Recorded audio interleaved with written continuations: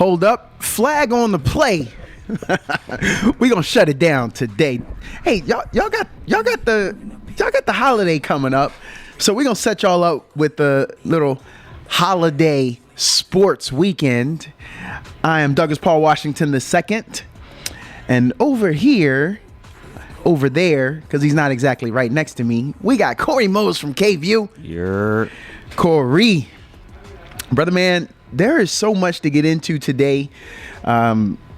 Should we take live calls today? Cause we got a lot we gotta get to. You know, it's funny. I actually met an alpha at the girls flag football 7-on-7 out in Pflugerville. Yes, sir. This past week, and he talked about he loves the show. Oh, okay. And, awesome. Thanks for listening. He was like, "Yeah, that Mr. Oklahoma guy." I'm like, "Yeah, I know, dude. Every week. So I think we should take calls just for Mr. Oklahoma. You know, I see when I came here. This is my technically third season since we rebooted the sports show, and I noticed that he had a place that our predecessors lit up when they heard him. So I leaned into it, but now after rocking with him, I feel like he is a part of the show. I like his energy. I like his energy against my energy, and so he fuels me. some days I'm with him, some days I'm against him, but I like that too, and I think that comes through. I think people enjoy it. He's almost a part of the show. Almost, technically. Let's put an asterisk by almost. Almost a part of the show. My mom be sending me stuff about Mr. Oklahoma. And she'll be like, yeah, that Mr. Oklahoma. She'll send me a text, that Mr. Oklahoma. So yeah, we okay. Well, a lot of things going on in Oklahoma right now. Yeah, you know what? We gonna get to that. If they want to participate, 512-836-2887, 512-836-2887. If your name is not Mr. Oklahoma, yeah, we'll take that call too. We'll take that call too. Corey, you want to start with our homies to the north, and I say that loosely. They're not really our friends. You want to talk about some Oklahoma stuff? Yeah, the MVP. They went up 2-0 last night. Dominant win over the Timberwolves. Timberwolves just kind of look like they don't have enough firepower, which is weird because against the Lakers, it felt like everyone could shoot. It felt like everyone could score. They could beat you in different ways, but after beating the Timberwolves twice now, I'm just like, dang, the Thunder are deep. And they're deep defensively. Like, it's weird because they're not deep, like, offensively, I don't feel like. But, like, defensively, you're playing Lou Dort, and then Ant switches, and now you're going against Caruso, and you switch again, and you go against Jalen Williams. It's like, golly, like, how many bodies do they have to throw at these guys? I mean, they went 13 deep. Now technically, Brandon Carlson got in. Didn't get anything. None of that counts. It's like all zeros across. Same thing for Alec Dukas. But, I mean, that's better than getting a DNP coach's decision. Facts. No, that's facts. So I would feel very happy that I didn't get a DNP. Before we really dive in, because there's a couple things I'd like to throw at you guys. Travis, I need to know. Okay, you're a Mavericks fan. But the longtime listeners know that. Now that's over. Can you and your brethren up to our north enjoy Oklahoma City and what they're doing right now? As a hardcore fan, can you appreciate it, or are you against this? I just want to know your take. The rivalry that the Mavericks and Oklahoma City are kind of building up. Yeah. Is it's not the same intensity as like with the Spurs. Okay.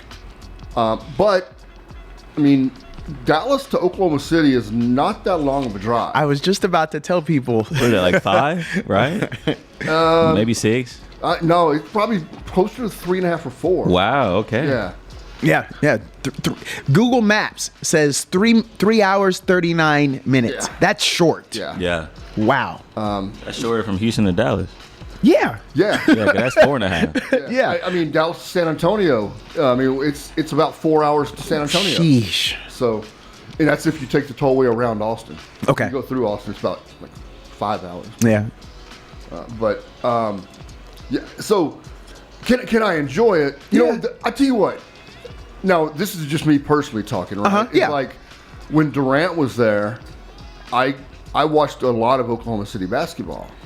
And so there's still a little bit of carryover, and there's some interest in the franchise. I mean, it's not like this is a, obviously they moved from Seattle. Yeah. So it's not, there wasn't a natural rivalry for like 40 years. Yeah. I mean, it just happened because they moved from Seattle to there.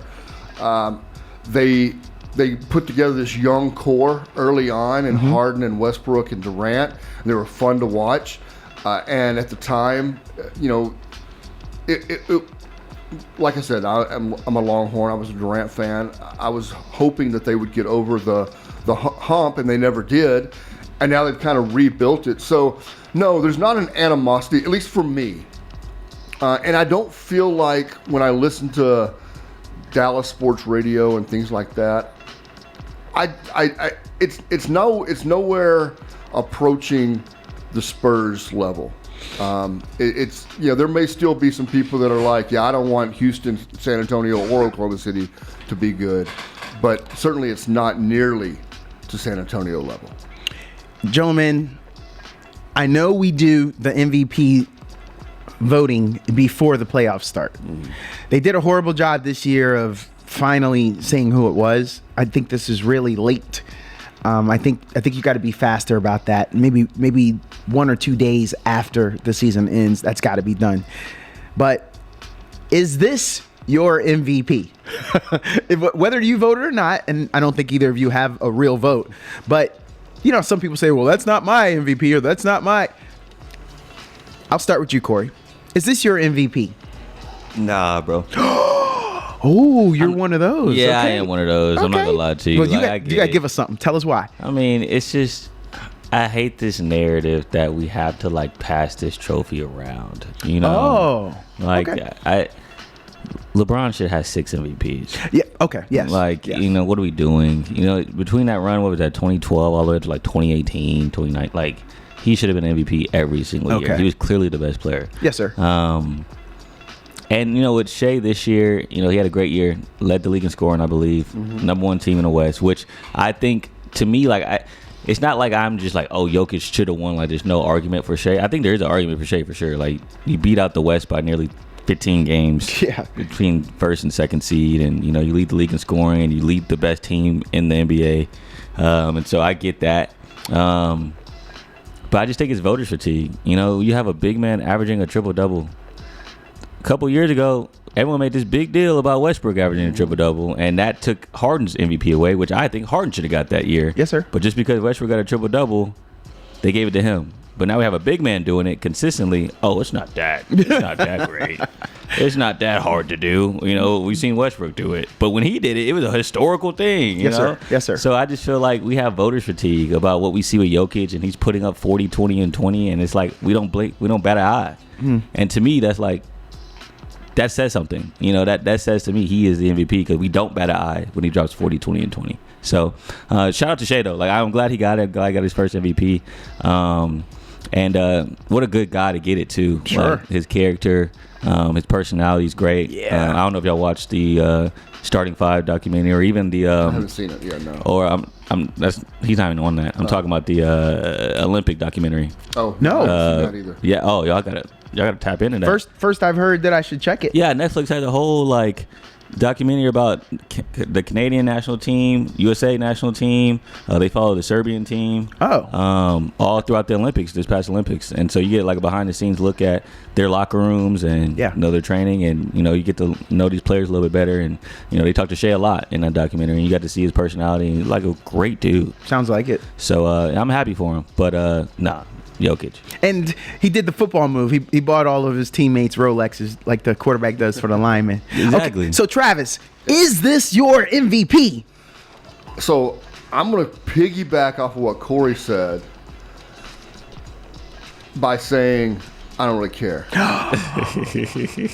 Because He's a Mavericks fan, people. Well, because over time, because we can't go back and undo the way voters have been voting on this thing for 40 years. Yeah. Right? Because we can't go back and give Jordan all the MVPs he deserves. We can't go back and give LeBron all the MVPs he deserves. Yeah. So if we can't do that, I mean, if we reverse course now and we did give Jokic, 6 MVPs in a row, and then 30 years from now, people that never saw Jokic play would go, man, that guy won 6 MVPs. Jordan never did that. LeBron never did that. So at this point, I don't care. Yep. I mean, I think that that SGA is deserving. I do think that in the NBA I watched that were night in, night out, 2 of the most consistently high performers in the league. He did win the scoring title, so I've got no issue with him winning it, and congratulations. But I just don't care as much about the award, and maybe some of this is also the fact that I lost Luka, right?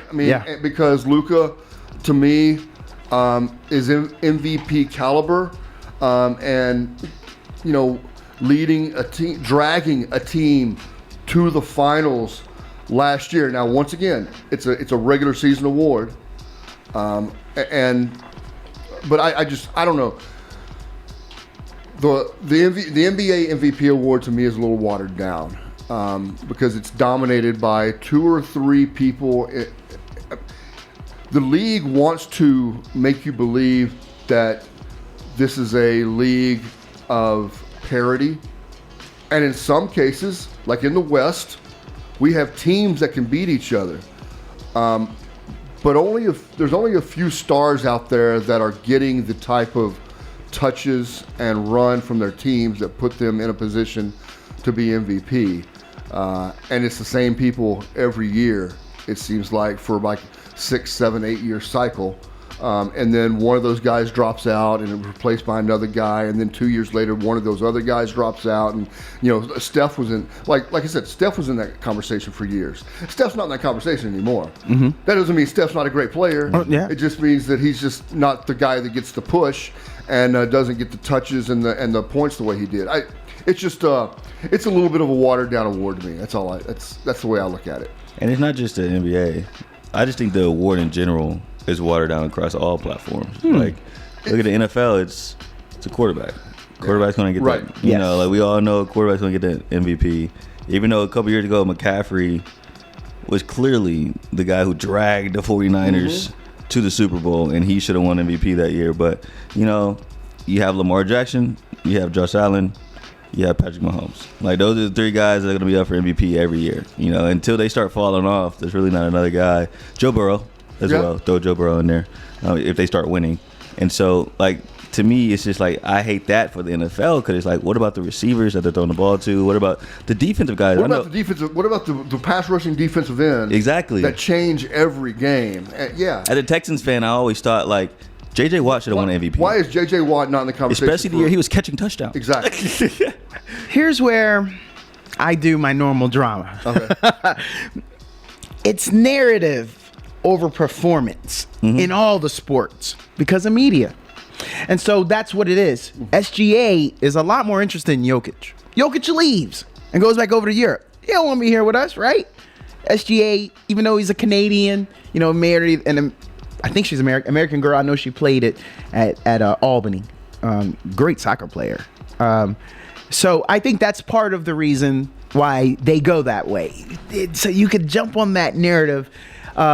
You said it yourself, the narrative of the triple-double, since we haven't seen it in a long time.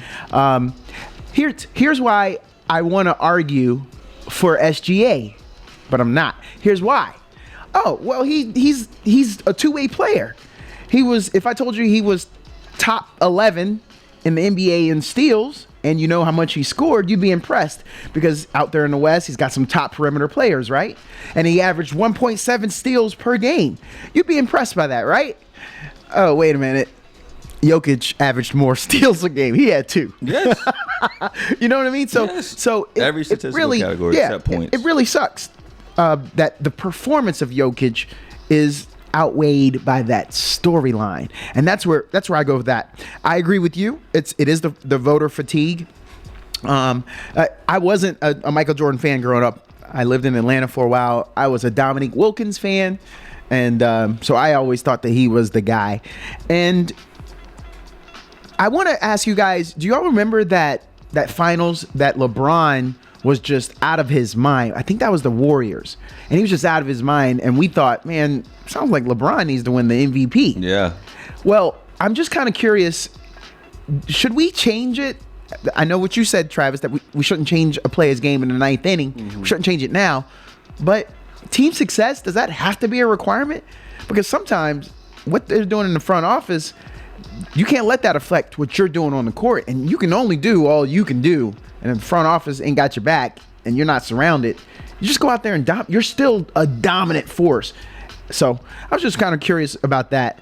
And do y'all also see now that we're getting into some biases that we just can't dig ourselves out of? Now that we're so heavy on the quarterbacks in the NFL, I don't think we can ever go a different direction in that now, no matter what happens. Because Saquon Barkley, I mean, if you would have gave him the MVP last year, I don't think you would have been wrong. No. Right. And that's unfair for him, because we might not see that kind of year anymore out of the running backs, even if it starts to shift.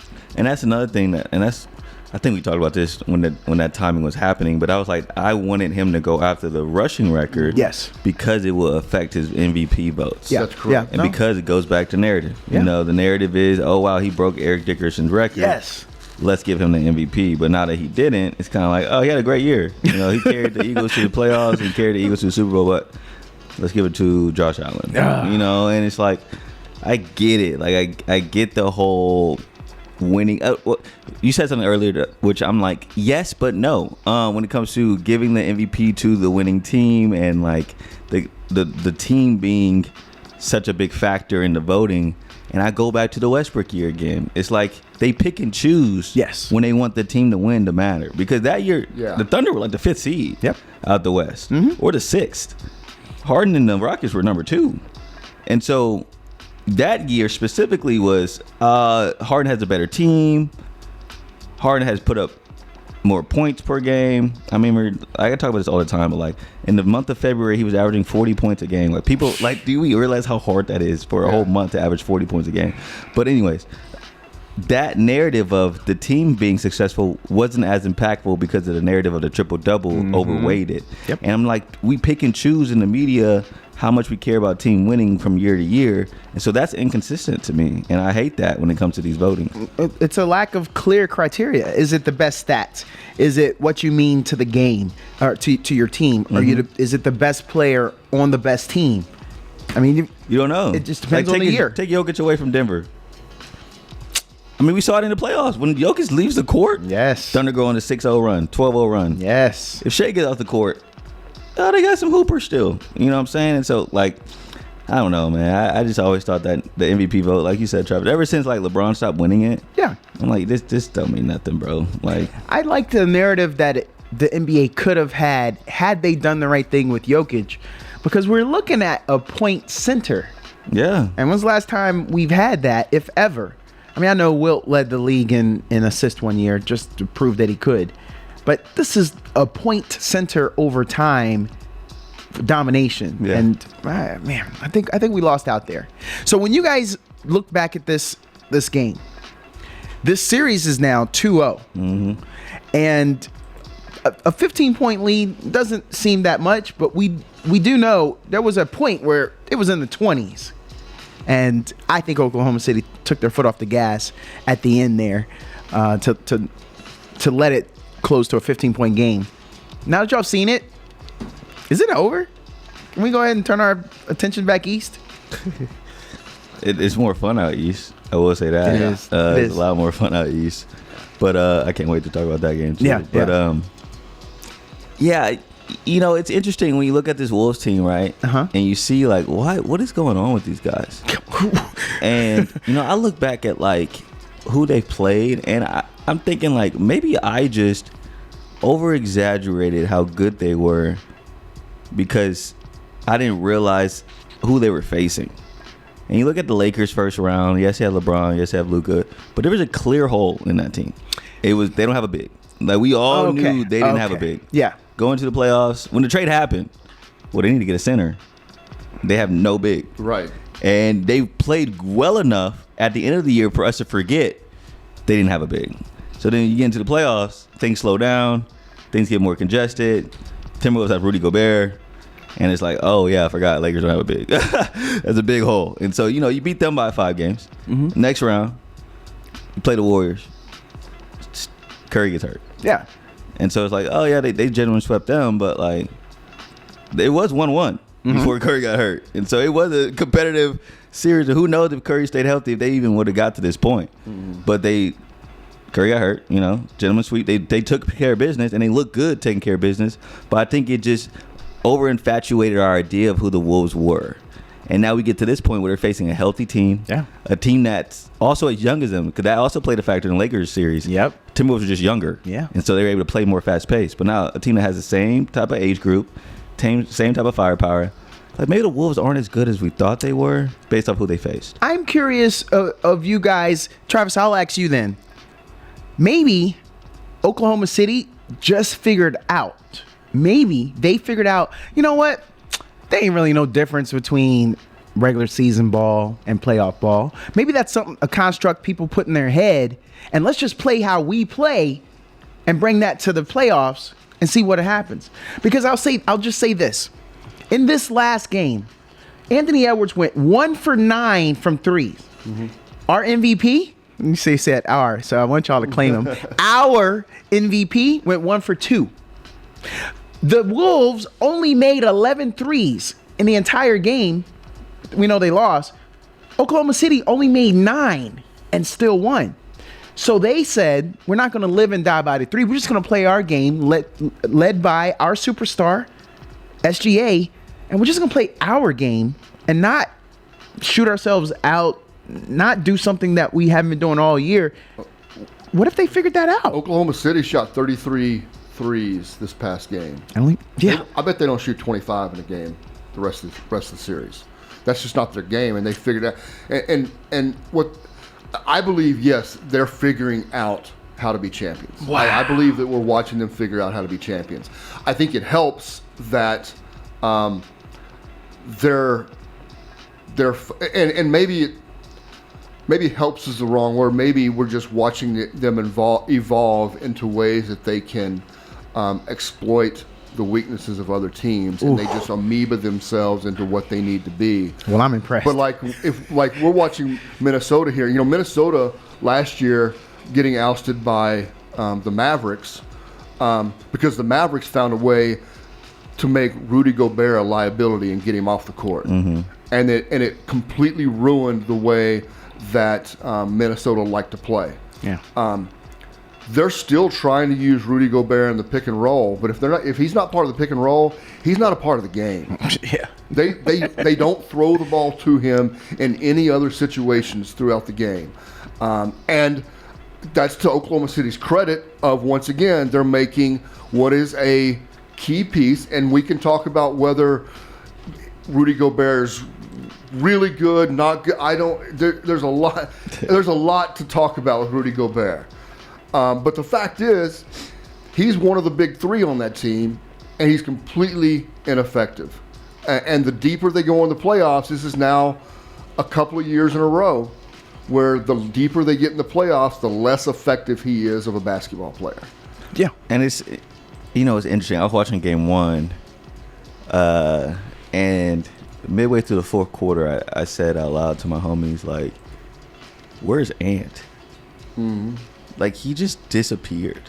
And again, in this game, he just disappeared. And that's something that I thought he was past. Because last year he kind of had the same sentiment in that Maverick series.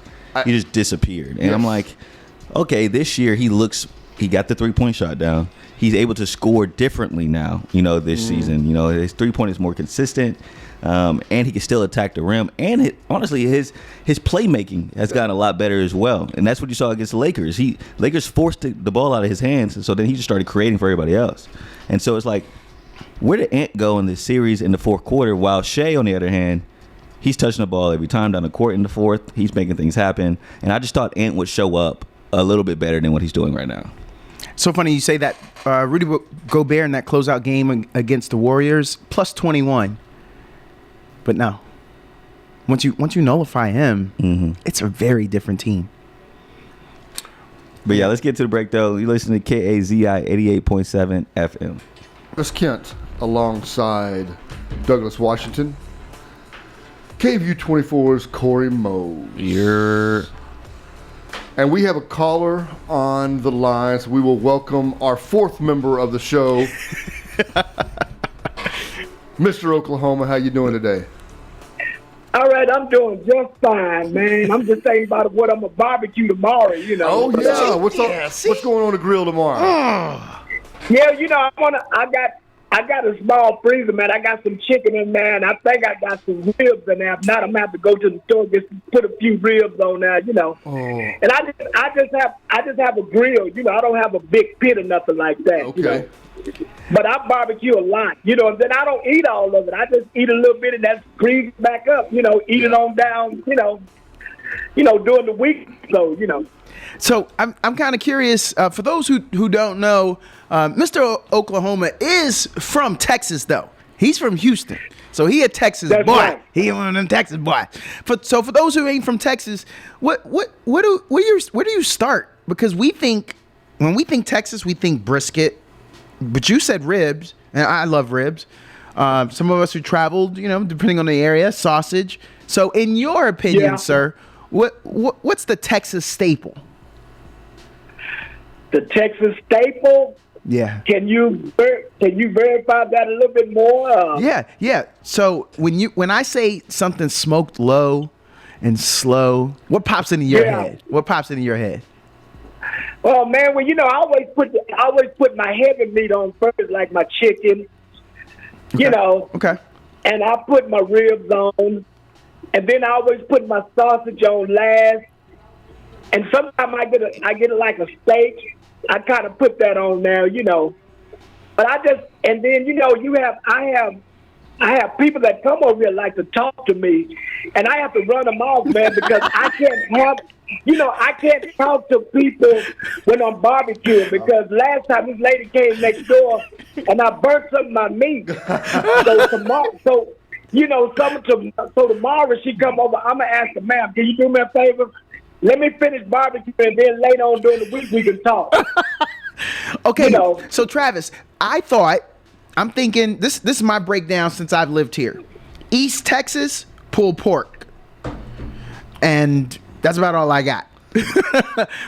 How's it go down? Well, no. So I would say that statewide, Texas is a brisket state. Okay. Yeah. Now I don't do brisket. I let the professionals do Yeah. it. Okay. It's too too much for me. Mm-hmm. I've got a good smoker that I like to smoke on. Yeah. I could do a small brisket on it, but it takes a lot of practice, and I've only tried one brisket in my life. It didn't go well, and I really decided at that point I'm just going to go buy brisket and I'll do the rest on my own. Yeah, That's the way I do it. But the thing with brisket is, it's what wood you use in each part of Texas. Oh, like I'm a oak guy, but East Texas or West Texas you get more mesquite. Yeah.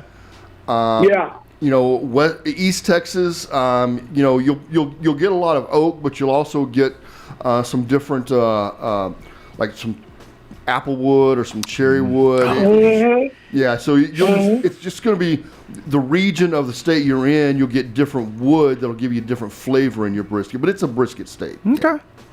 Yeah, but I'm gonna tell you who does brisket, Mr. Pflugerville. Oh yeah. Okay. Yeah, Mr. Pflugerville. I think Mr.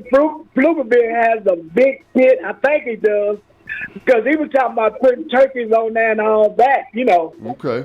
So he has a pretty big pit to do all that. So what's on your mind, Mr. Oklahoma? I know you out there. Yes, it is a lot on my mind. I want to thank all the callers that gave me a nice comment about Mr. Oklahoma, because you have a bunch of haters out there that don't like Oklahoma. I'm not going to call no names, but you have a bunch of haters out there. But I thank all the callers, and I want them to call in too. You listen to me, I need you guys to call in too in Austin. Agree. Yeah, agree. You might like Tennessee, you might like Alabama, you might like Georgia. You know, you might like some other team, but call in and talk about it, because I want to hear that, especially the ladies. Call in. You know what I'm saying? Hey, y'all heard him. It's easy to hate from the sidelines, getting in the game like he is. Yeah. Okay. But I want to talk about, man, last week I enjoyed myself, man. They had that track and field on college. Mm-hmm. I watched the ACC. I watched the SEC. I watched the Big Ten. I watched the relays qualifying for the Olympics. And I love that. And I watched the softball. And A&M got knocked out. I was shocked. Yeah. I was shocked. They got knocked out. And I tell you, I think Oklahoma, we will co-champ. I think Oklahoma glad they didn't play A&M. You know, softball. We over the last 2.5 years, I would say, we've talked a lot more women's sports than I think I did in my first 12 years at the show. Right. Uh-huh. And so kudos to ESPN, the NCAA, other television partners that have had their hand in airing more games, and especially in women's basketball and softball, for us to be able to watch it. Women's softball has been a dominated sport by a handful of teams for years. It's as balanced. Now, maybe it only goes 6, 8, 10 teams deep, but Texas already is facing elimination now. They get beat by Clemson last night. Yeah. At home. What? Whoa. Yeah. Texas lost last night by Clemson. And Clemson had 2 errors too. Just game one. Still won.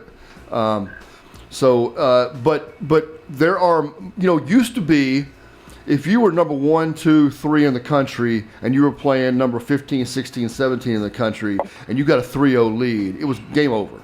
Mm-hmm. I mean, you were not coming back on the number 1 team in the country. And now, I mean, look, we forget, like A&M got beat last weekend, but they came from behind to win 14-11 just to get to a chance to advance. They were facing elimination from the get-go. And so it is to think that the number 1 team in the country gave up 11 runs in a win before they ended up getting beat tells you everything you need to know that the overall game of softball is a much more competitive game than it has been in years. Liberty is coming out of nowhere, though. I mean, them knocking off A&M, I mean, that school is just on a skyrocket path athletically, financially. I don't know what their public affairs department, I don't know what they're doing, but they are drawing everyone.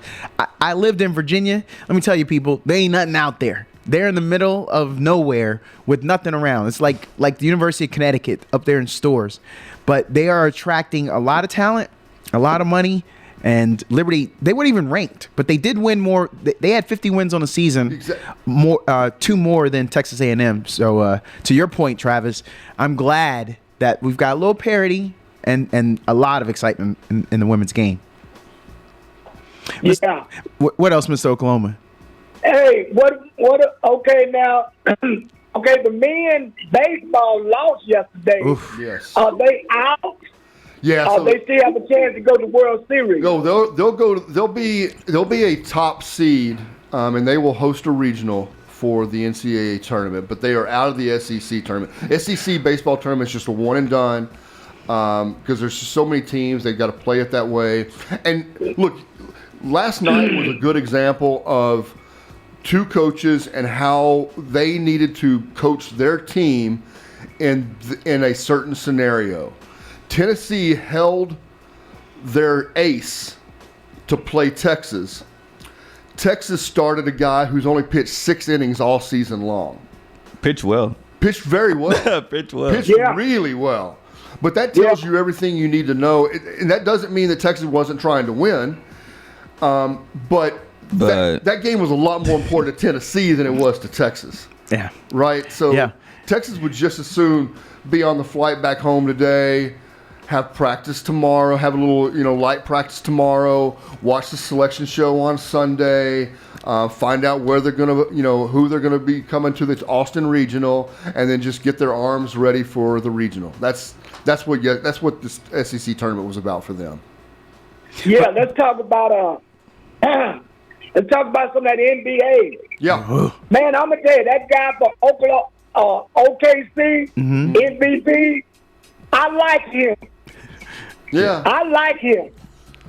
That dude be falling on the floor, on his elbow, throwing the ball up, and the ball dribble in there. I'll say, God, dog. It's tough to watch him. I'm not gonna lie to you. Like, it really is. But now I know like how fans felt watching Harden. Cause like Harden, me watching him, and it's just like, oh, I mean, this is what he does. He gets in line. But at least Harden, like, he'll still give you a step back three, to make it like exciting a little bit. SGA, like, it's cool to do a mid range, but like, it's tough to watch. I was just scrolling through clips of him like foul baiting, and I'm just like, this is tough. And you've got to love. He has good pace. He's very fluid, but that's about all I'm gonna give it. He ain't dynamic. Well, that's the frustrating part, right? Because he is fun to watch if he just like stop doing that. Like you're good enough where you don't have to foul bait. Like you could get to the basket, you can get your shot off without trying to get a free throw every time you go down the court. And it's getting under the Timberwolves' skin. You could definitely tell they're getting annoyed with it, and the fouls are getting harder and harder because they're just tired of it. They're tired of the flopping, and I'm tired of it too. I just don't think it's good for basketball. Yeah, and I wanna bring up that zero from Indiana.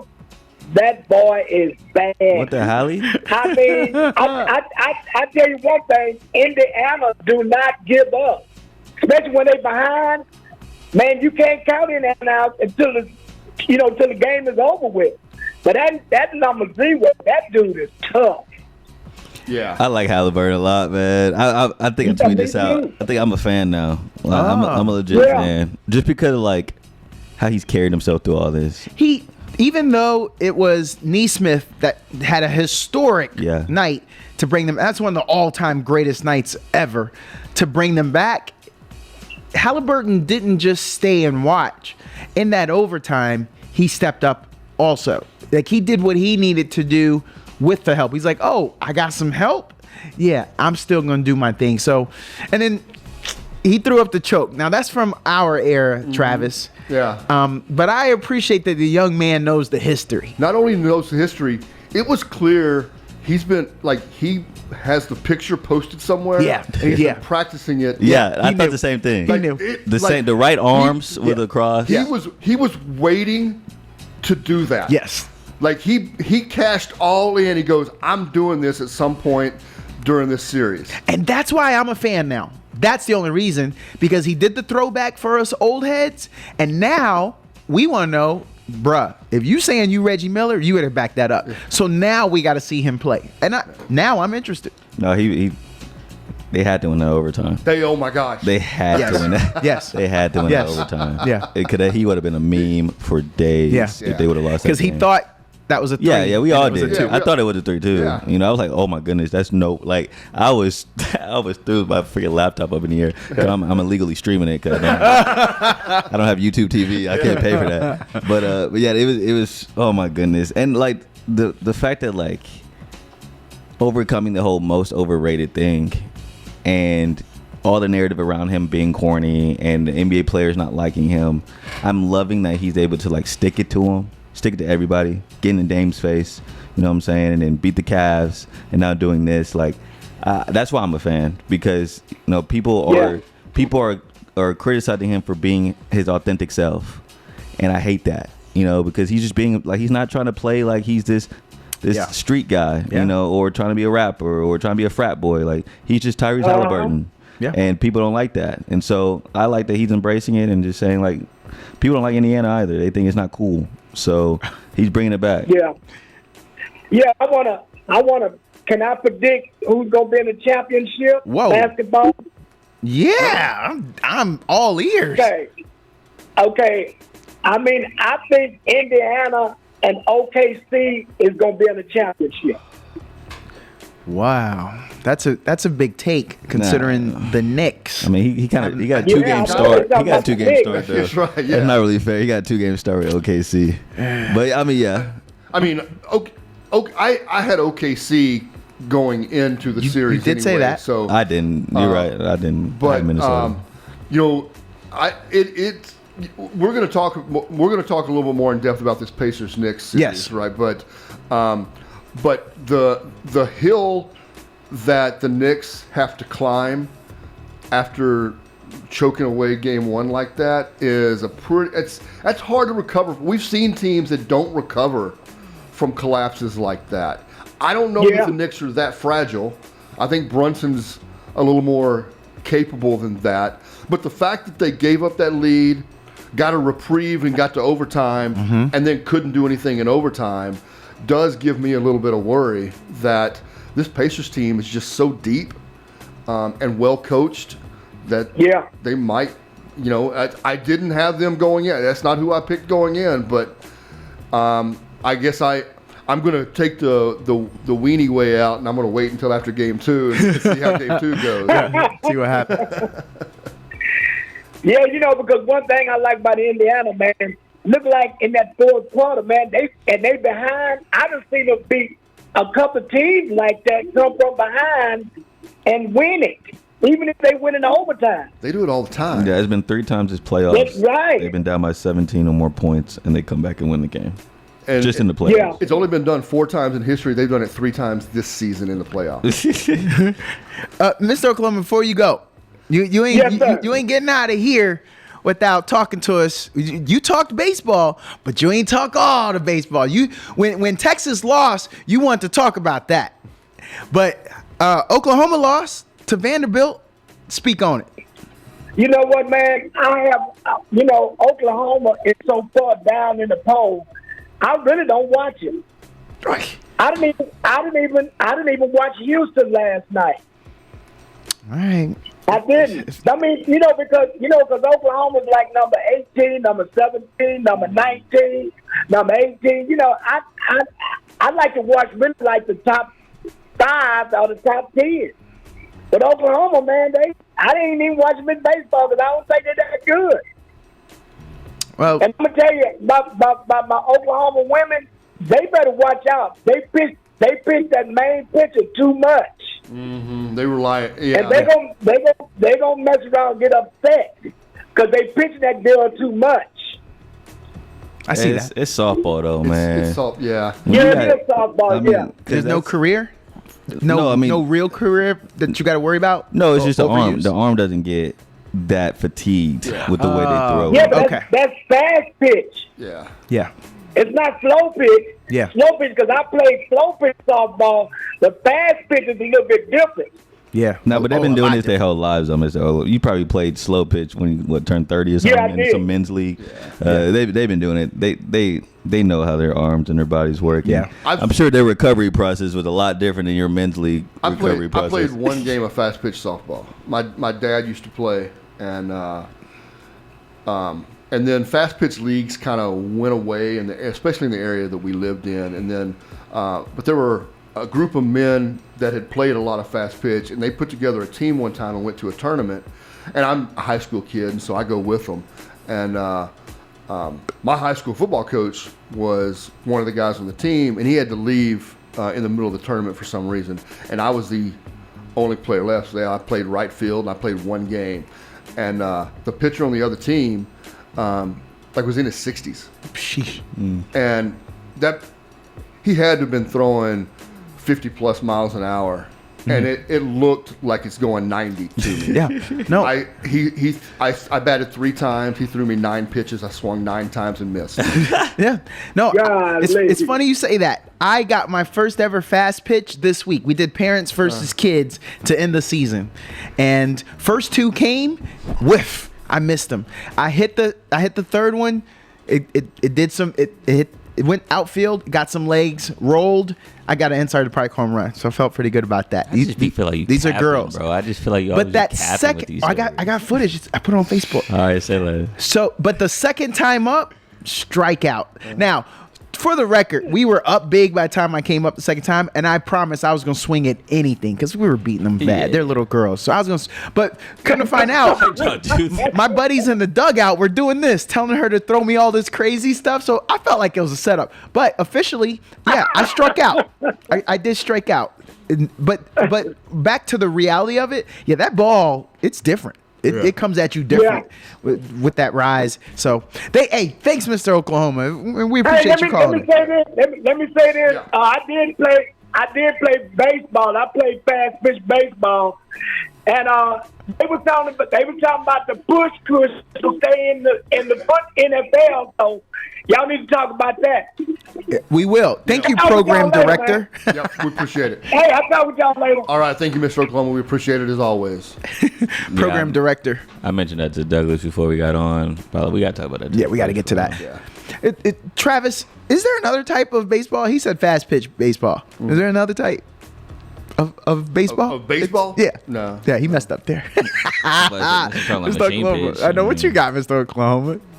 he said, I used to play. So, are you guys of the type where how you look in your tournament is indicative of how you'll be in the overall World Series? I was picking on him for Oklahoma because they lost 6-1. They only scored their 1 run in the 4th inning against Vanderbilt. But they did beat Kentucky and Georgia just to get there. So, I mean, that was just finally on a bad day. So what's y'all's take when you have these in-the-season tournaments before the big dances? I think it's just like a double-edged sword.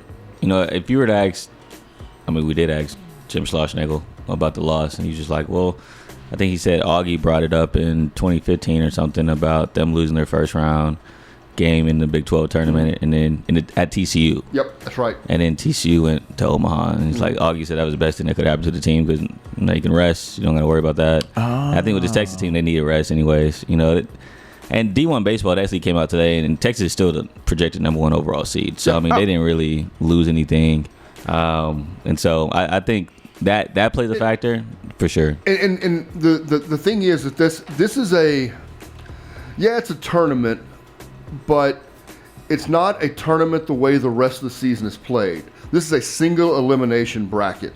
Yeah. That's not the way anything else is played throughout the regular season. They play 3-game series, and every tournament after. So the next round will be a double elimination bracket. Yeah. Then it go to a best of 3. Then you go to a double elimination bracket to play. And if you play for the national championship, it's a best of 3. So this is an anomaly, and that's why I think Augie and I think Schloss and I think other coaches approach it differently. I think Tennessee saved their ace. Like if they'd have gotten eliminated the day before, I think they would have said, oh well.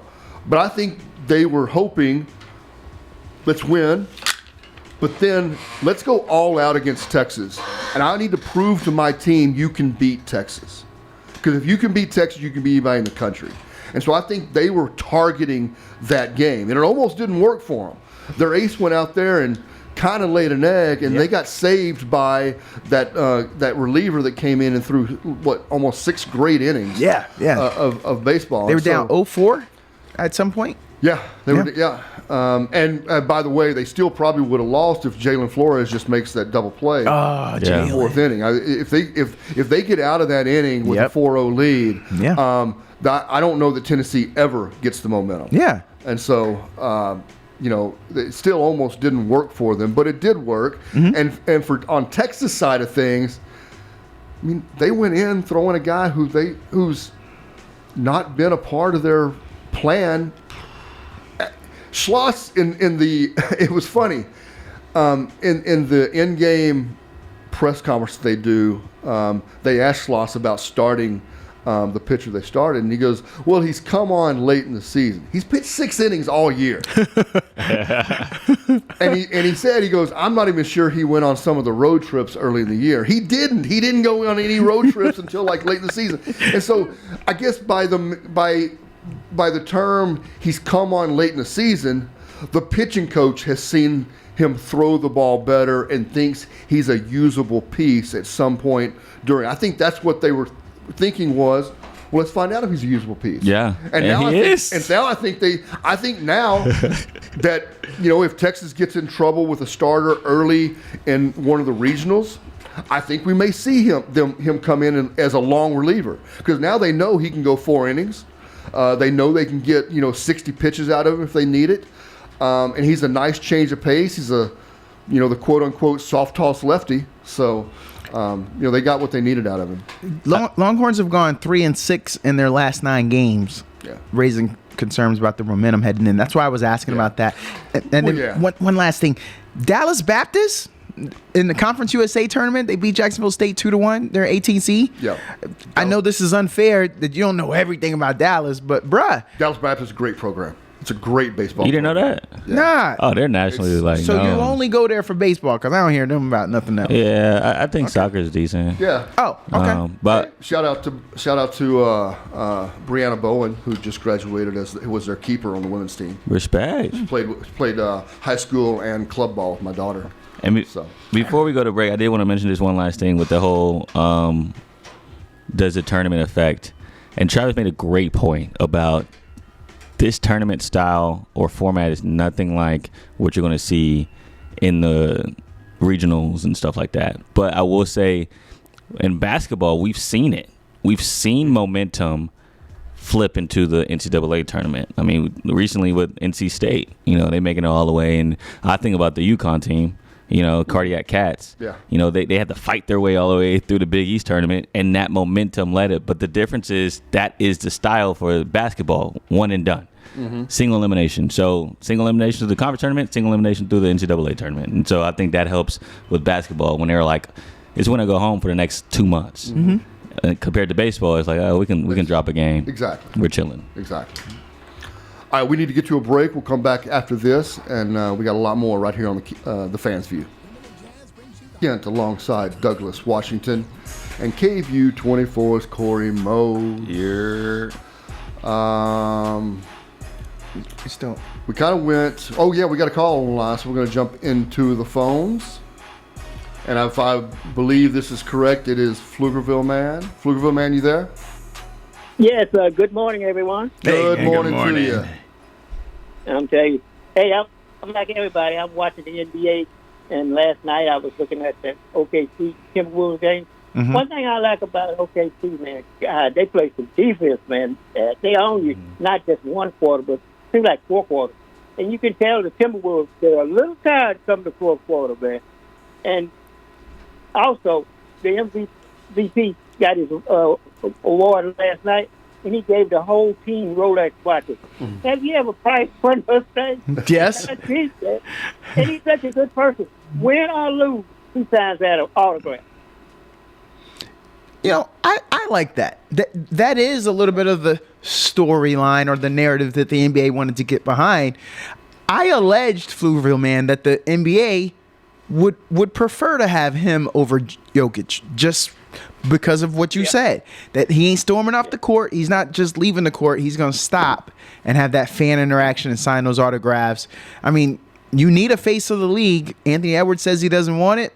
This is a homegrown type of dude, not a big imposing guy. He's not 7 feet tall, so he almost looks like one of us. He's like that Steph Curry clone, a reachable thing for us to reach for. So true. What else? I know you had more I didn't want to. Yes, I got one more coming at y'all. The tush push. Again, voted in by the NFL. Yeah. What's your vote then? What's your vote on the tush push? I'm against it. Let me tell you about this. Green Bay, who came out openly about the tush push at first, why not say, hey, thanks. Why not take the tush push to the preseason game that's coming around, run the tush push the whole game, man, no other place, just the whole game. I bet the NFL will change that probably the next day. Yeah. Trying to make a statement? Yeah, I think not gonna work. I think so. That's not gonna work. Well, also, I mean, let's be realistic. The preseason games, people's lives are on the line. Yeah. They're not gonna take the whole game to do that just to make a point. But I will say, like, we could talk about this after, Mr. Pflugerville man gets off the line, to get him more in depth. Yeah. But it amazes me how many people are against the tush push. So, Pflugerville man, you said you are in favor of it, no, right? No, you said against. I'm sorry, you're against. Okay, so then I guess I'm against. When we hang up with you, I will try to defend it then. You don't have to just do because that. I'm here for the drama. You could just go based off your heart. You don't have to do drama all the time. All y'all Eagles fans, you guys just have your own opinion about it's something. Provocative. It gets the people going. In any Eagles fans, make sure y'all call in and have my back, because I think these boys going throw some arrows at me in here. Hey, thanks for calling, Pflugerville man. All right, y'all have a good one. All right, we appreciate it as always. 512-836-2887. It's an open line. Just because Pflugerville man and Mr. Oklahoma always call. Yeah. It's an open line. Anybody can call in. Because it was brought up, we want to talk about it, or we want to go back to the... Yeah, I mean, we can knock it out. We can knock it out real quick. Okay. Yeah. So for everyone that doesn't know, tush push, they just voted on it. If you don't know what a tush push is, it's basically when the Eagles line up, push Jalen Hurts across the first down or across the end zone. You've probably seen it many a times if you're watching the Eagles game. I believe they did it in the Super Bowl. Mm-hmm. And so they needed 24 votes. The league did, the owners' meetings, to ban the tush push, and they got 22. So they fell two teams short. Of course, like Pflugerville man just kind of threw out there, the Green Bay Packers were the first team to kind of initiate this conversation. For what I've been listening to and reading about, the NFL kind of pushed the Green Bay, because the team had to initiate it. And the NFL can't propose something. A team has to propose it. And so for what I've been listening to and learning about is that Roger Goodell went to Matt LaFleur and the Packers organization and said, hey, y'all should be the front runners to push this proposal. And so they followed. And, the voting didn't go their way. Two teams short, and the tush push is still allowed for this season.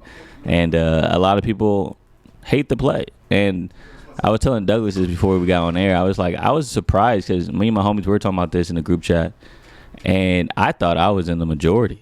Because I love to play. I don't mind it at all. I thought it was BS that he was even up for a proposal to be banned. But all my homies are like, no, I don't want to see that play ever again. Like, it's not a football play, whoop-de-whoop. Mm-hmm. But I'm just like, well, the rule book says it's a football play. Yeah. In 2004, the NFL had the chance, and they changed the rule to a player can push another player, but they cannot pull another player. That's the rules. And the NFL put that rule in there. So how can you blame the Eagles for utilizing the rule book in their favor? Bill Belichick did it all the time when he was with the Patriots. He always tried to manipulate the rules here and there. So when the Eagles do it and it works for them, why is it such a big deal? I just don't understand it. So, do we want to take the call? Okay, let's go ahead and get to a caller. Caller, go ahead. Caller, Hi. you there? I got a comment about the tush push. Yeah, go ahead. Well, I'm a longtime Raider fan, and the Raiders voted against it, but I'm for it. Okay. Hey. Shout out. I'm with you on that. I'm with you. Why are you for it? I'm interested.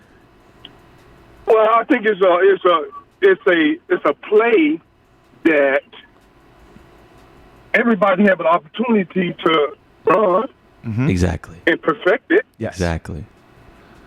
So I mean that makes it fair. So and that's literally my point. It's like other teams have tried to do it. Yeah. And we've seen other teams try to do it, and they can't do it. And so now they're getting petty, and they're getting mad because the Eagles have found out a way to do it to perfect it. And the other teams are like, oh, we'll try it. And it doesn't work in their way, the way that the Eagles does it. And so now they're mad about it, and they're trying to get rid of it because one team can do it so well. And I just don't think that's fair. It's because y'all can't figure out how to do it right. You're going to punish this one team that knows how to do it right? That's like that one kid that's like really good at basketball, and it's like, actually, you can only dribble 3 times, and the rest of us can dribble the rest. Right. Because you're so good. It's like, no, that's not fair. You can't limit a team just because they're really good at something. Yeah, it's going to come back and hurt the Raiders because they got to play the Eagles in Philly. So I am interested, though. We got you on the line. How we feeling about Genty? How we feeling about Pete Carroll? Geno Smith? You know, it's a new look offense now in L.A. Oh, not L.A., Las Vegas. My apologies. Yes, I'm liking his coaching change. Mm-hmm. As far as the running back goes, I thought maybe we could have moved back and got another serviceable running back like the guy that went to the Chargers. Yeah. Omarion Hampton. I think we could have got that. But Genty, I'm fine with that. Geno is fine. And, I'm looking forward to this new era there. Hey, what's your vote for quarterback? What we doing there? I was just as a fan, want to know. Are you excited there? Yeah, you said Geno. You said he's cool, Geno. Yeah. Yeah. I missed that. Yeah. Okay. Yeah, he says cool, Geno. I'm cool, Geno too. I think Geno's a serviceable 1-2 year starter. Next year is when y'all gotta get your quarterback though. Yeah, the draft next year is the draft to get your future quarterback. But I mean, Yes. I like what they got going on over there. I will say this: in my fantasy football leagues, I am drafting Brock Bowers. Oh, I was gonna say. I don't know what round, whether it's 2, whether it's maybe 1, late 1. Yeah. I am drafting Brock Bowers. Yeah, you for gotta sure. go. You gotta go get him. And with Chip Kelly, Yeah, that too. Chip Kelly knows what to do, and now Chip Kelly has Ashton Genty, Brock Bowers, and a serviceable Geno Smith. I mean, They're set up for success. It's just a tough division, though, man. It is. Y'all are in maybe the toughest division. Yeah. Because think about the head coaches, just that, not even the teams, but you got Sean Payton, you got Pete Carroll, Yeah. you got Andy Reid, Yeah. and then who's that last team? Who am I missing? Jim Harbaugh. I mean, come on, Murderers like Row. that is a tough division, and that's just coaches alone. But Yes. I'm interested. I think their line is like 6.5 wins this year. Or 5.5 wins, the Raiders. And I think Geno's going to have a little attitude. That's where I was going with that. He's reuniting with his old coach, Pete Carroll. And, Pete Carroll believed in him, brought him out to Seattle, right? And now, Yes. Coach wants me again. Seattle obviously didn't want me. Didn't think I was worth the money. I'm going to rock with you, Coach. So, hey, good luck, Raider Nation. Good luck. Thanks for calling. Okay, I got one last thing. I saw on a podcast, I forget which one it was, but the debate was, would you rather have Russell Westbrook career or James Harden career? I'm gonna get your guys' thought on that one, and I'm out. All right. All right. Appreciate the call. That's interesting. Let's go with the Houston boy first. That's You interesting. got to see Harden up close in person. I'm going Westbrook though. I mean, because you talking about a career, right? And when Yeah, I think he of said career, career. I'm thinking Harden has. I don't think he's won an MVP. Am I tripping? No. Yeah, I don't think he's won an MVP. And just a narrative around the two, right? When I say career, I'm thinking, okay, what is their storyline? And to me, Harden's storyline is one of the most proficient scorers of all time. Literally changed the game. Yeah. But can't do anything in the playoffs. That's what I think of when I think of Harden. When I think of Westbrook, it's like triple-double machine. He's going to fight every play. Yes, he has some knucklehead plays, but you want a Westbrook on your team. And we saw it in the playoffs this year. He actually won the Nuggets a couple games. Now, mind you, may have lost the Nuggets a couple games too. Yeah. But, like, Westbrook is a dog, and that's what I think about with the two. And so just storyline, narrative, when I first think about their careers, it's like, I would rather be known as a Westbrook than a Harden. Okay, we were talking Oklahoma City. Both them boys started there. Yeah. as a Mavericks fan, you're looking across the state line there, and you're like, man, they got that triumvirate. They got. You already said you were looking at Durant because everybody, if you're a first-time listener, Travis is from Texas. He went to UT, and that's why he was down for Durant. So I'm very curious for you then, for your take on this, Travis. I think I would probably for the same reasons that Corey pointed out. I would skew towards Westbrook. I believe Westbrook is a bigger knucklehead than James Harden. Yeah, fair. And he's probably always going to be remembered as being a knucklehead that ended up getting shipped around late in his career. But he never had the glaring on the court hole in his game like Harden, which is in the biggest moments of your career, you didn't show up. And so that I think that's the key narrative. I do think, and maybe because I always thought the NBA's Hall of Fame is the easiest Hall of Fame to get into. You think both these guys end up getting in the Hall of Fame? Yeah, just because Harden changed the game. Like, we never seen anything like Harden before in the sense of, hey, everyone get into your corner, everybody get into your spot. We're gonna let this one guy do a little pick and roll, or we're just gonna make him with ISO, and he's either gonna get fouled or he's gonna shoot a step back three. He's not even gonna take a mid range. Like mid range is not an option. Right. He's gonna well, actually there is one more option. Throw a lob. Lob, free throw, step back three, and you knew it was coming. Yeah. Like there was no other form of offense, and I think with that being said, now you see that type of stuff like in the Celtics. The Celtics do the exact same thing, except they can do it with multiple people with their offense. But when you have a guy like that, it was just really cool to see, like, this guy's going to get the ball. This guy's going to initiate the offense, and you can't do anything about it. Yeah. And he's just unstoppable during that time.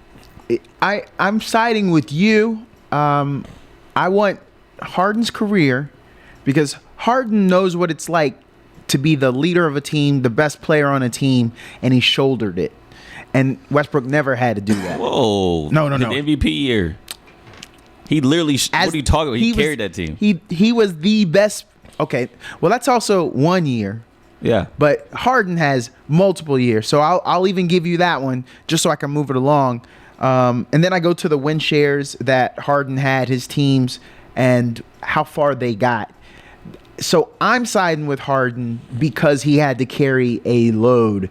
There are a lot of big names in our history that are in the Hall of Fame that ultimately didn't win a ring like Harden as the number one player. And we're just going to say, okay, you didn't get it. And we're okay with them. When we look back at those people, they're still lovable people to us. And I hope we ultimately embrace Harden at that. Because I played sports. No, I was not Harden.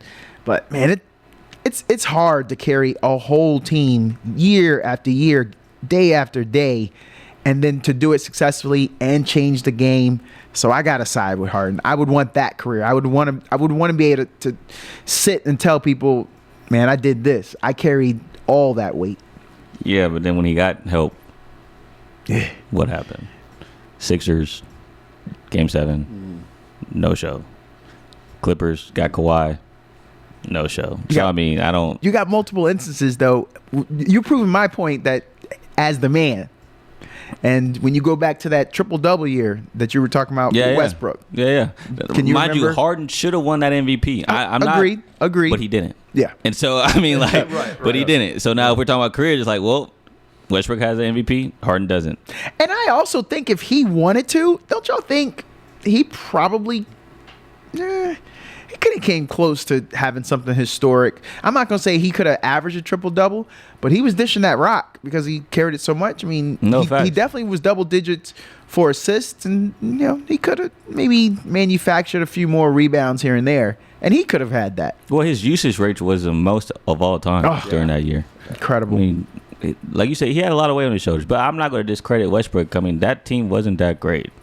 There's the reason why they were the 6th or 5th seed that year. I mean, and he was averaging a triple-double, and they're still that low in the standings. And so, like, he carried that team pretty far as well. And I just feel like Harden, his trajectory, it's funny because we talk about this in our group chat a lot, especially when the Warriors are playing.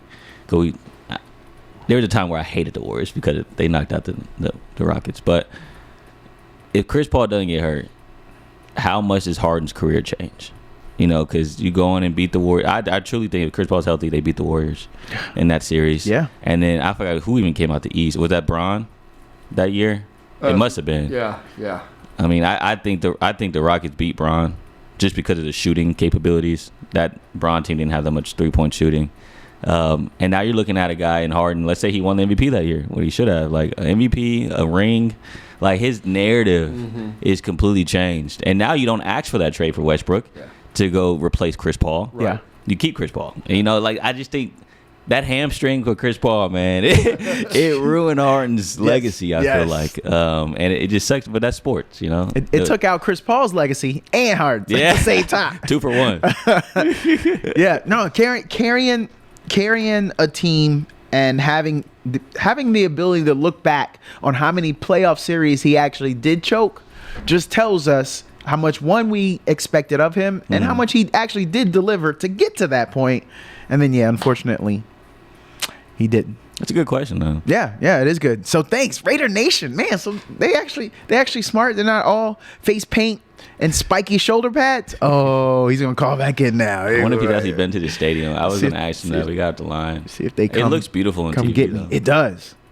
Road trip to Vegas? I'm flying. I'm not driving. Got me messed. Anything over 4 hours, I'm not doing. Oh, okay. It's tough. I get sleepy. I legit get sleepy. I just can't control my body. One of those. Yeah, like I even when I drive home to Houston, I had to stop last week when I drove home and had to get a little energy drink. I'm like, bro, it's only been an hour and a half.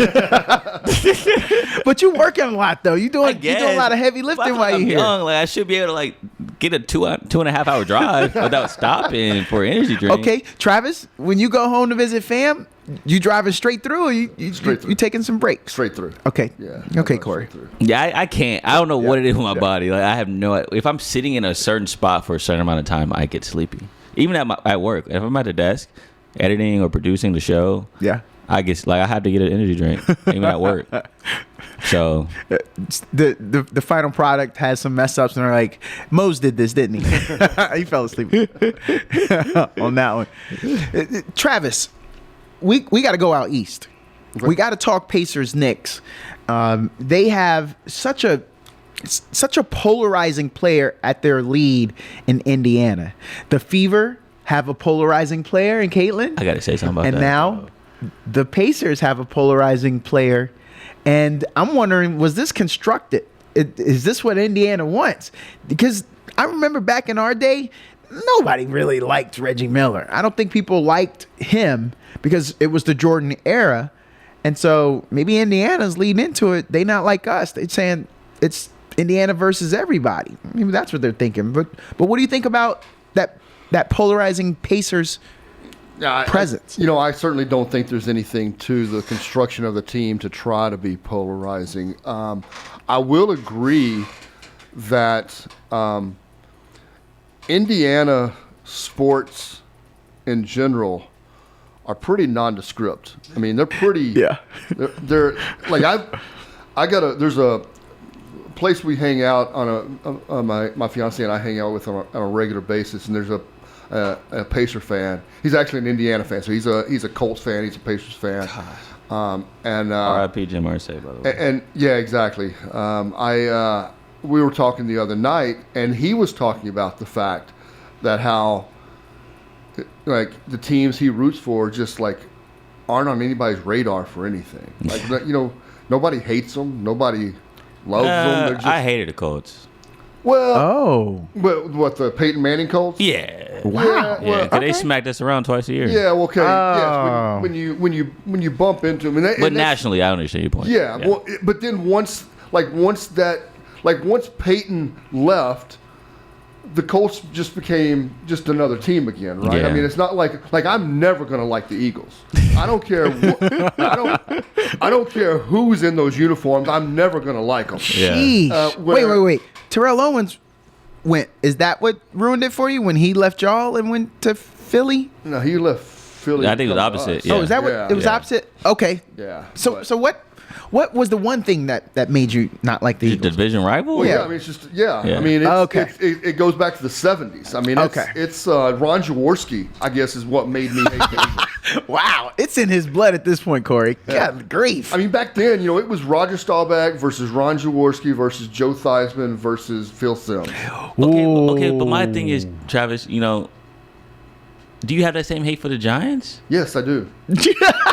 What a straight face, people, since y'all can't see and him. for the Commanders. That's interesting. I'm like, Giants just not. What did Jaden Daniels ever do to you? I beat him. like Jaden Daniels. Beat him. But yeah, I like. I mean, look, there are eras of the team. Like I don't like. I'm not going to sit here and tell you that Lawrence Taylor was a piece of trash just because he played for the Giants. Lawrence Taylor was a great football player, Yes. and I loved watching him play. Yes. I just liked watching Dallas beat him. I didn't want him to. I used to always joke about Joe Theismann, but it was. But the Joe Theismann thing was also because he changed the pronunciation of his name, and it was a whole different deal. Are you serious? Yeah, he was Joe Theismann. Yeah. His family name is Theismann, but he became Joe Theismann because it rhymed with Heisman. Yeah. We talk about corny dudes. No. It's He may be all time most corniest dude for doing that. Agreed. What? Yeah. Sorry for showing my age, all the listeners out No, there. it's all right. There's This a is the lot second of straight week that I show my age because I did the whole driving steering wheel. the club. The You didn't know club about thing. the club. My club mom thing, literally that's right. texted me, bro. My mom texted me yesterday with this is what y'all guys were talking about on the radio. Sent me a picture of some random person's car with the club on it. Whoa. Yeah. I was like, oh, thanks, mom. Yeah, thanks, man. He needs reference. But yeah, I guess I'm just showing my age. But that's great. That's corny, bro. Yes, What? it is. And he didn't win the Heisman, did he? No, he did not. Yeah. All bro. for naught. If I can find, there's a parody song about that. If I can find it, I'm gonna send it to you. I just lost gotta all send- respect for I gotta that. send it to you offline though. That's not something we. Can Yeah, sounds good. Just like that Miami mixtape back in 04. Yeah, what was that called? Third Leg Greg? Yeah. 7-4 Mafia. Hey, Jeremy Shockey went crazy on that thing, though. He really did. yeah. Jeremy Shockey has the bars. Hey, Yeah. there's a reason he fit in that University of Miami locker room. He was Rabbit from for 8 sure. Mile. One of us. But you're totally right, though. Like, Indiana, they're just Indiana. Yeah. Yeah. But I do think this is perfect for them. You talked about the two stars that they have, Caitlin and Tyrese Halliburton, and it's like they're a basketball state. Yeah. Right. I'm glad that they have two like young superstars. But it's funny because the two teams to me are just completely different. Like the Fever, it's about one person. Yes. Like, I have a WNBA subscription just for Caitlin Clark. Yeah. Just to watch those games. I don't know. Not just for her. I will say that. I am a fan of the W. Last I like game, watching. The two other players went off last game. Yeah, Natasha Howard. Yeah, she Okay, did her all thing. right, okay. Trust me, I'm a fan of the Okay, W. all right, You know what I'm saying? I dabble. You know what I'm saying? I dabble. yeah. But also, when it comes to the Pacers, though, I think of the Pacers. Uh-huh. Like I don't really think of Halliburton. I Yes. think of they're good because of the team, and that's because of the way Halliburton plays. He's a team guy. He's a team point guard. Yes. A pass first guy, and so. To me, it's funny with the contrast of the two like superstars, Yeah. but it's perfect for Indiana. I mean, they're a basketball state, and so especially with the coach sucking, Yeah. they need this. That's right. Coach will continue to suck. Yeah, I mean, yeah, and that's with my fraternity brother there. Yeah. And I gotta. QB2, or is he QB1? He went and got a girlfriend with the same last name. Oh, that's crazy. What? It just. Well, at least you don't got to worry. He about just it. can't. right. Oh man, Yeah. it's always something with him. Watch him hyphenate it. Oh, so I want to ask you, Travis. This is unfair. I had to look it up, but Travis, I know you're gonna know this. It was 1970, and Joe Theismann did not win the Heisman. Who'd he lose to? The person. Do you want me to give you the school? Will that help you? Because this is really hard. Yeah. Stanford. It was a Stanford quarterback. Oh, it was. He went on to play for the Raiders. You're on it. Jim Plunkett. He's on it. That's Travis. You are always You're a box sicko, office. bro. You are always box office. Wow, though, that's bro. freaking 1970. You won't even Respect. wait. You first- were born. Were you first- 70 or 71? I was born in '71. Oh yeah, you weren't even born yet. Plunkett's first Hispanic to win the Heisman. Wow. He's Hispanic. I was about to what? Or Native American. And maybe he's got Hispanic heritage and Native American heritage. He's got. Yeah. Okay. I think essentially he's widely known as because actually Jim. Wait a minute, Jim Thorpe. Yeah, he was Native American. He was Native American. Yes. I think he predated the Heisman though. Yes. But I think Plunkett is widely known as the first Hispanic American to Hispanic background to win the Heisman. That's really cool. So. Yeah, it is. All right, Shit Gary's back. Mexican and Cherokee heritage. Good job, Travis. How'd you know that little tidbit too? He's a sicko. It's 1970. You're supposed to push that stuff on out. You gotta push that out, Travis. You gotta let some stuff out. Now he's gonna go home and pull into the wrong driveway because he ain't got space for the current stuff. Bro, real quick. Actually, let's get to a break. Okay. We'll come back on the other side. I got a quick story before we get back into the Pacers talk. We'll be back after these messages. WKAZI 88.7, Travis Kent, Douglas Washington, KVU 24's Corey Mose. I want to first of all, this Memorial Day weekend.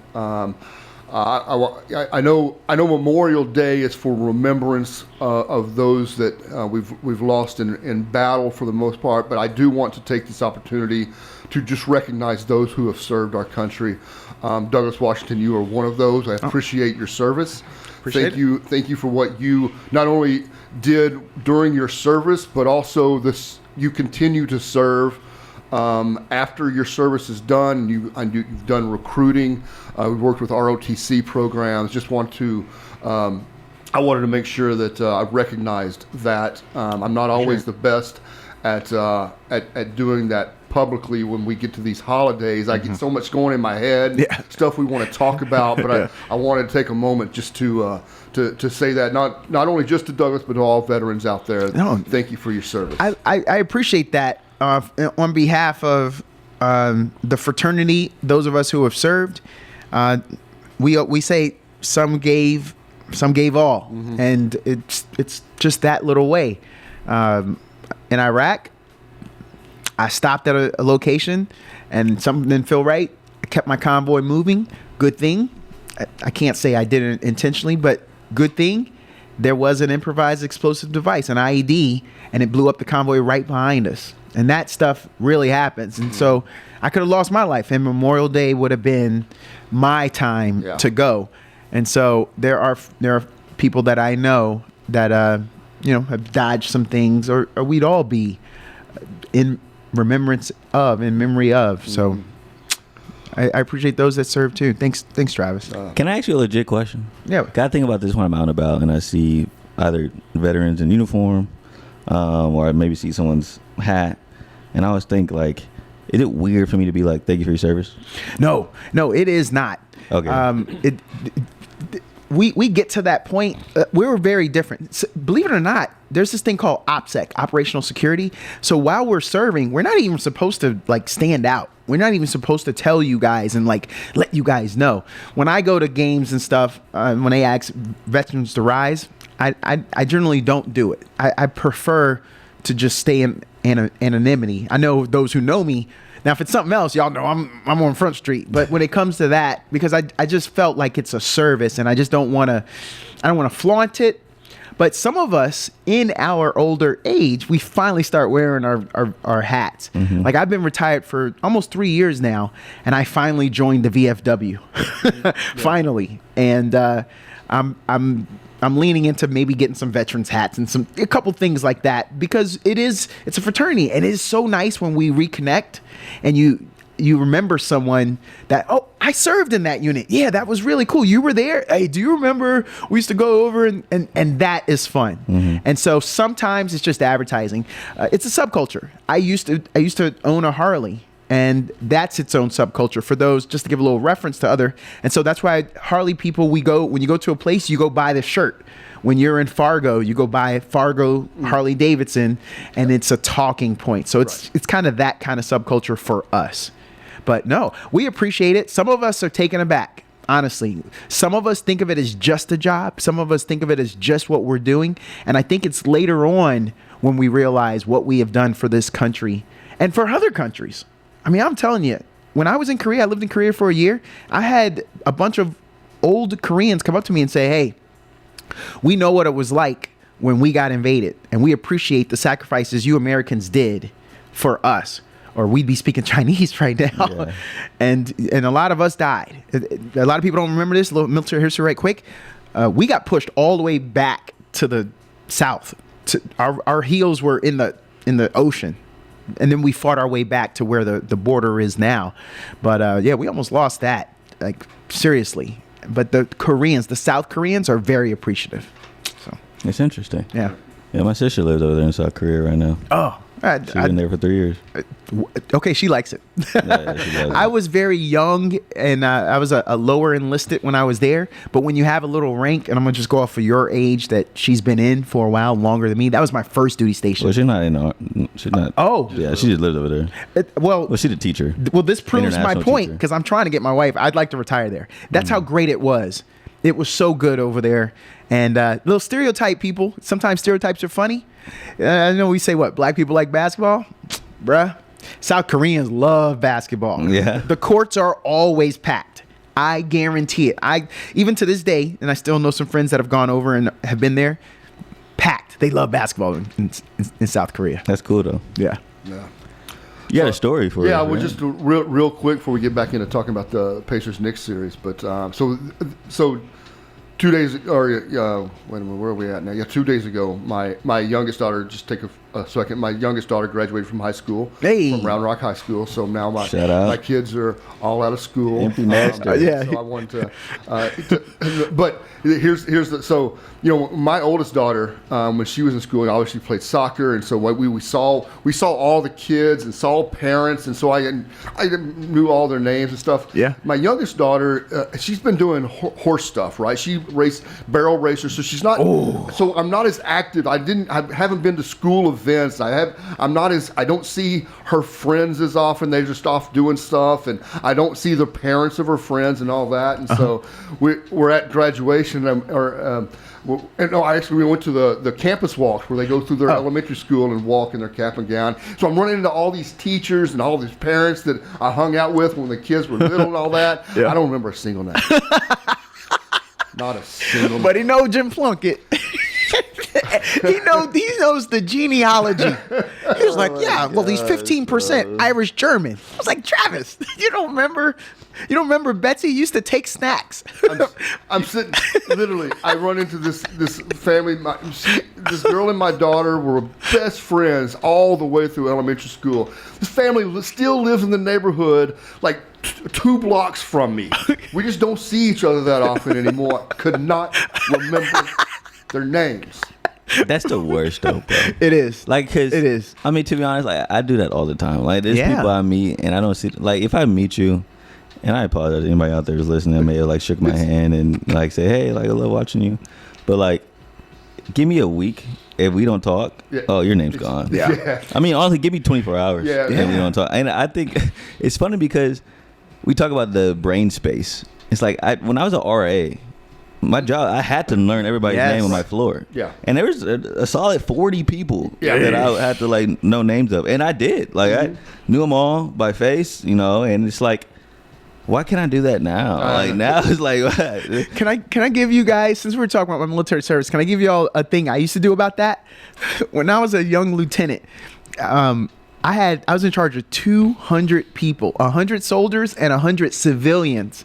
So what I used to do when I first got there, the way I did it was I took a 3x5 card and I just put different things on it. Sorry, it wasn't a digital age, Corey. It's okay. Showing my age here. And I was just like, where are you from? Favorite team? What your hobbies, things like that. And so whenever I would get ready to walk into like the section, let's say you guys were the automotive guys and you guys were the armament team, I would go to the armament team 3x5 cards and then like go through them and bone up on it and then walk in and be like, yo, what's up, Houston? Yeah. Like I remembered that you were from Houston and that helped. That's the only way I could do it. And I did that. That's smart. Hey, I'm interested to know when y'all are in those predicaments though, like what's y'all's go-to?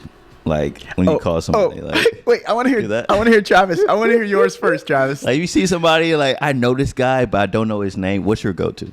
I just usually I try to be first and go with like a hey, what's up or something like that. Just something general and kind of get it onto them. Now what's really bad though is when you're like that and they go, Travis, good to see you, man. Thanks. So how do you respond? Now there's no way. I don't. Then I just play it out as long as I can. Yes. You just play it out as long as you can, and then hope that it ends, and then hope and hope there's somebody around you. You go, do you remember who that was? Remember his name? It's rough. It's rough. It's player for me. Player? Oh, what's up, player? And it has morphed into bro now. Yeah. I can get away with a little bit of bro. But yeah, where I'm from, where I claim that Virginia area, it's player. It's player. Respect. What's up, player? Respect. Hey, what's up, player? I do, bro. I do, bro. I said, what's good, bro? Or I'm a big my guy. Oh. What's up, my guy? Oh yeah. What's good, my guy? Hey, Corey, you do know when you walked in today, you said my guy to me, though. Oh, my bad. Dang. It took me a while. I'm like, I work with this guy. It's been over 24 hours. So, It's been a whole week since I last saw you. It definitely, I think it's always funny. And, I always think of myself, like, if someone really wanted to, like, get me and, like, just straight up ask me, hey, what's my name? I would be, because, with me, I'm in a conversation. Right. Like, if I'm in a conversation, if you come up to me and we start talking, like, I'm going to give you my all. As if, like we're best friends. Forever. Yeah, facts. Yeah. Right. And so, like, if someone would be like, hey, great conversation. What's my name? We've been talking for 5 minutes. I would be so cooked for a lot of so people. If you're listening, please don't do that to me in public. I like oh God, like I love y'all, like I really do. Yeah. And I care about the conversation, but like it's tough with names, man. I'm bad with names. I made a mistake the other day, and I forgot the whole person, and I just remembered the story. And the problem was the person that I confused them with was also Asian. And she made me feel the worst. I literally wanted to get down on my knees and beg for forgiveness because her name was Tang and the person who I was referring to's name was Wong, and they are not the same person. And it was bad. And so I tried to fix it, and I was like, yeah, I just remember because I'm into the combative arts, and I just remembered that this was trying to talk my way out of it, and I could not. No. And it was bad. I'm sorry. Yeah. That's so awkward. So it is awkward.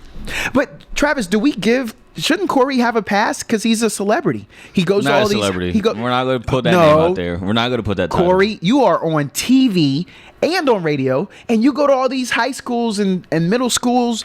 Corey, you are. I just do my job. I try to tell people all the time, I'm just a regular person. You can come up and talk to me. I am not because celebrity to me gives like a bad connotation. Like it's like I'm like too good to talk to you. You know what I'm saying? Like I don't like that at all. And so I like to tell people I'm just a regular guy. We can get a beer together if you want to. We're gonna grab a beer. Come up to me and just say hi. Yeah. But I will say I got a lot of people that do come up to me, so don't expect me to remember your name. So, but yeah, I'm not a celebrity though. Travis, you dabble. You're in sales. So you have to you have to remember, like you have an event and you have your clients because you've invited us every year, which is awesome of you. What do you do? Like I know you don't get the chance to do the 3x5 card to me, so it's about like he said, you're just into the conversation and then wait for it to come up. That's also what you do. You hang in there. Yeah, I hang in there, and then I try for business purposes. I try to do the best I can as far as when I meet people. Try to do the repeat their name 3 times during the conversation. Yes, that, so that you try to remember it. But you have to. I run it as I get older. I'm running into more and more times when I don't. I'm not in the field as much as I used to be. Now I've got more of a management role, so I don't see people as regular basis. I'm finding myself forgetting. I'm remembering faces, but forgetting names. And then once if I get a clue, I can hop right back into it. But yeah, it's so. Do you guys also have the curse of when you're talking to people about sports, you'll say, "Oh yeah, that guy. Yeah, he went to Syracuse." So you pull out random knowledge that we probably shouldn't know, but we use that when it comes to because we're trying to tell people we're human. We forget names, but yet we don't forget stats. I do that and things a lot. like that. I do that a lot. I know. I do like the whole UConn product, Yeah. Tennessee product. Yeah. Yeah, that's how we no, do it. I do the same thing, and I feel bad about that.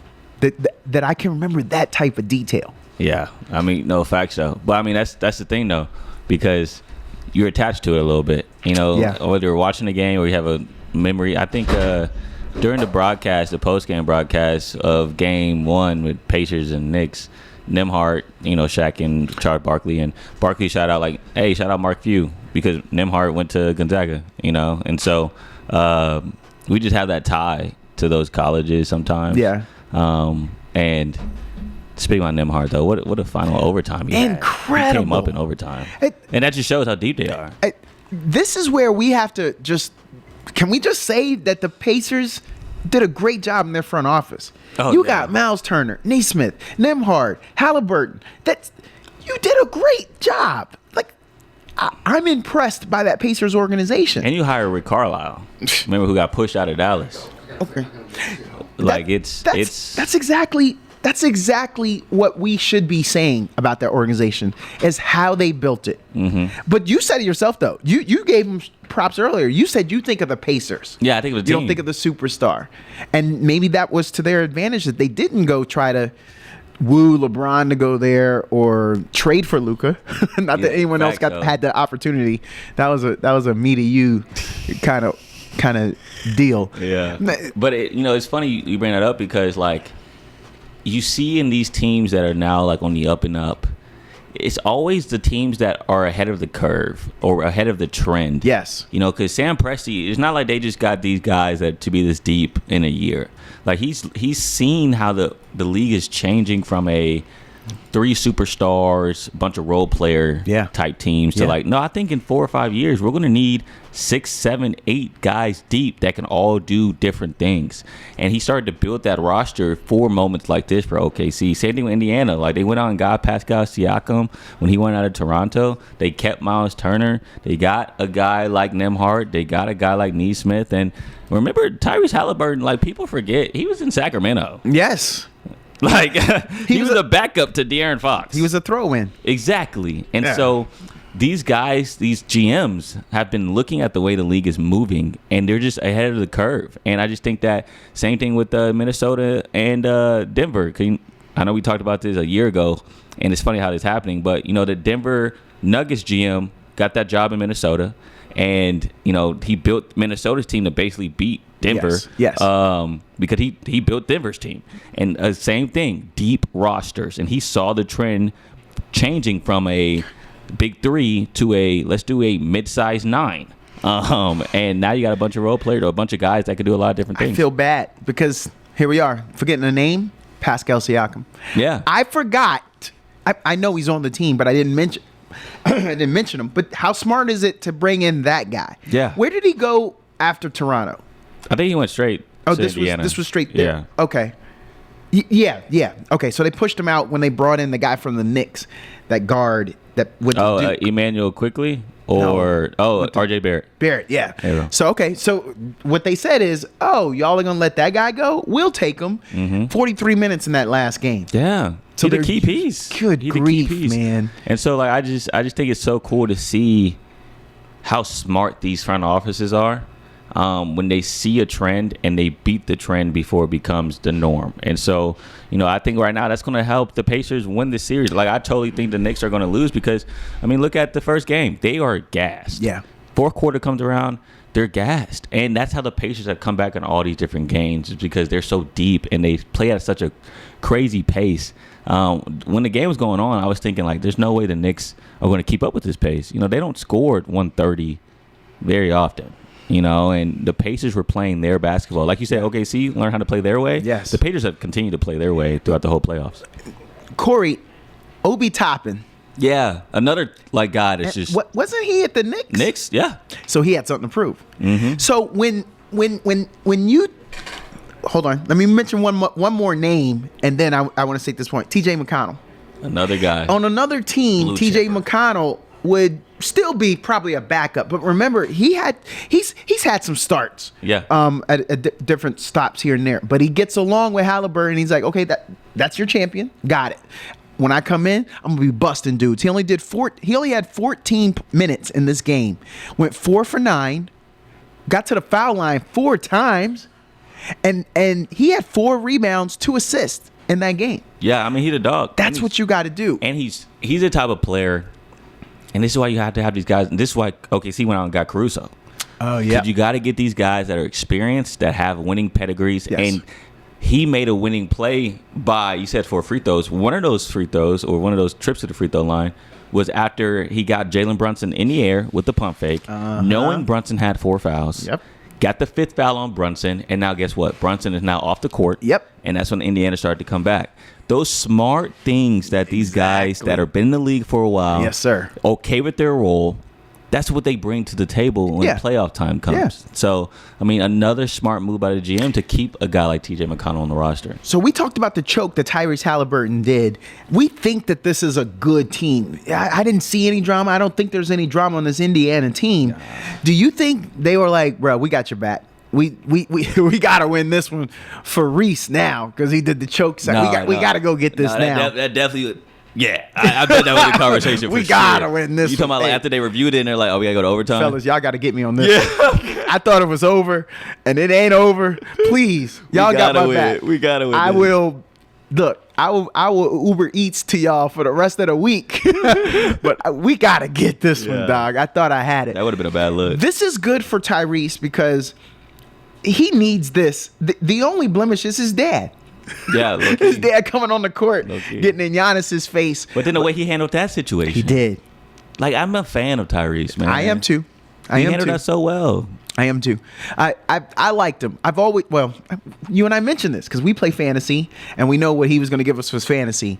But hey, 31 points, 11 assists, 4 rebounds, only 2 turnovers. That's the biggest stat right When there. he took 23 shots, that's 2 turnovers. That's the biggest Bro, stat. you are efficient. You playing some real good ball, and your team gets behind you on that. See, those volume shooters, when you got 5, 6, 7, 8, 9 turnovers, come on, man. There's some whispering happens. Yeah. Like, come on now. You could have. I was wide open in the corner. Trust me, I know. I was on 2K yesterday. Let me get that. Your boy had 9 turnovers at the Get point. lower. And I just felt the weight of the team. How tall of a point were you? I'm a 6'6" point. I'm low key. I Okay. low key play like Halliburton. I'm a pass first point. Oh. I have a bunch of my homies. We got a lot of shooters around me. You leading the league in assists? Well, I mean, Oh, you a hot dogging, man. You ain't that pass first. Come on, no, man. I am. I swear. But you ain't leading the league in assists. I mean, it's not a league. You know, it's just basically like when I'm playing point, I average about 13 assists a game. So all like, right. nah, I'm not a I'll scorer allow though. that. I can't score the That ain't rock. what you do. Yeah. Okay. I'm not Hey, gonna hey, lie. we all got a role. You know what I'm saying? I know my role. You mentioned I know my Belichick role. earlier. Know your role. Just do your job. That's what you got to do. And I think that's the key. One of my favorites of all time is Dennis Rodman, and that's because Rodman said, I got this. I'm going to do this. I'm going to agitate, and I'm going to rebound. I got y'all. And his teams always won. There's a reason. Big Shot Bob. Literally. Y'all do what y'all do. Yeah, get me in when you can, coach. Just give me the rock. And when I come in, you know what I'm doing. That's my role. And our role is to get up out of here because there's some people in the building. I want to give them some chance. Travis had to bug out a little early. So we appreciate Travis. So much fun, man. He's box office. Travis does his thing. Yeah, he don't remember anything but Plunkett. He won't remember. He's got to use his GPS to get home. That's Corey Mose from K-View. I am Douglas Paul Washington II. This is the Fans View. We'll be here every Friday from 10